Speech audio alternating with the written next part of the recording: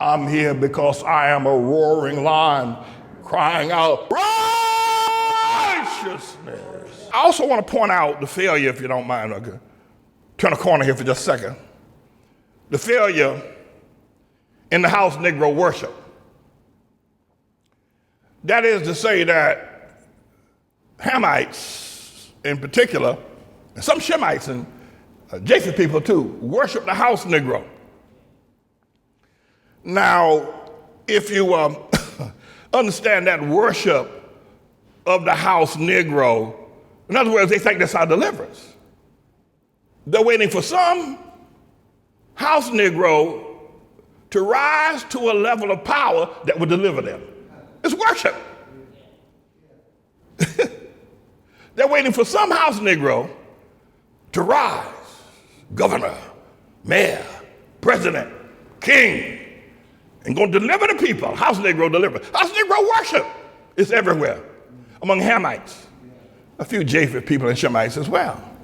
Right now, I taught in the Manning Report that there are 4 major cities in America, all now led by a house Negro. Mr. Engineer Sylvester Turner, who's the mayor of the 4th largest city in America, Houston. I'm going to say more about that in just a moment. Leave that up there, Mr. Engineer. Then, of course, you got Lori Lightfoot, who's the mayor of Chicago, 3rd largest city, house Negro. And then you got, of course, you got the Karen Bass, the recently elected mayor of Los Angeles, 2nd largest city in America. Then you got Pharaoh Eric Adams, mayor of the city of New York. These 4 are the house Negroes of the 4th largest city in all of America. There are no cities larger than those 4, and they're led by house Negroes. You know why? Because Negroes think that worship of house Negroes somehow or another going to deliver them. They're not looking to God. They're not calling. They're not waiting on the return of Jesus. They're waiting on the next election for their deliverance. That's what they're waiting for. Now, these house Negroes that you see there now, ain't no deliverance in them. And I'm going to talk about that in another way in just a moment. I think that the house Negro has a 300-year tradition. And by that I mean, for the first 150 years, the house Negro, y'all stand up for a moment. I might be talking about some of your relatives, or I might be listening in on one of your conversations you had last week. So you stand up, that way you'll have a place to get knocked down to. See, the house Negro phenomenon, tradition, is 300 years running since Hamites have been here in America the last 300 years. The first 150 years, the field Negro hated the house Negro. See, the field Negro, everybody started out as field Negroes.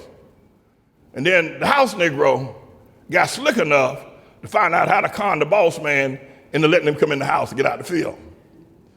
And so he put on a nice suit, was able to serve the master, and had influence. Slept in a room off from the regular, the big house. Now, the field Negro, he was always out there in the field and didn't have the best of food. You know the idea. You know the history of that. And so he was hated by the field Negroes, hated the house Negroes. Then after slavery, everybody thought, well, this politician named Abraham Lincoln, he has delivered us. Slavery is over with. So all that is over with now. So the house Negro on the field, nobody's in the field no more. Amen. But the house Negro kept on trying. Then the field Negro said, wait a minute, all of us can be house Negroes now. Wait a minute. Ain't no fields no more. We all can be house Negroes. Y'all take your seats. So the last 150 years, the whole worshiping strategy has been who can be the biggest and best house Negro. We're talking about deliverance. Now, I don't mean this to be a sermon just about black folk, but I'm trying to get somewhere. So anybody who isn't Hamite Please spare me the opportunity to teach you. I'm going to come back around in just a moment. But I have to be able to say this because I have to defend ATLAH. It wasn't me that chose Harlem. It wasn't me that chose Hamites. It was God. I'm just a messenger. But the message is for everybody.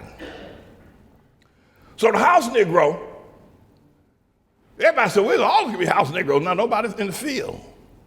People start moving off the farms into Chicago, into New York, from Houston all the way west to Los Angeles, getting out them fields and getting in the cities. Because we can all be house Negroes now.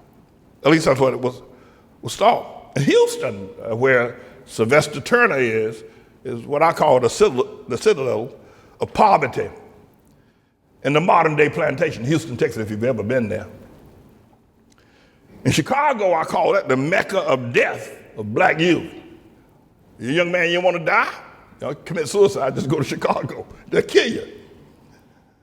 In LA, I call the shrine of homelessness where Karen Bass is. Yeah. And New York is the capital of disgrace and economic outrage.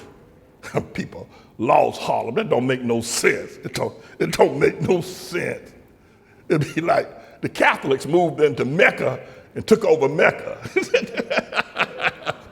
Black people lost Harlem. That's the craziest thing you ever want to hear in your life.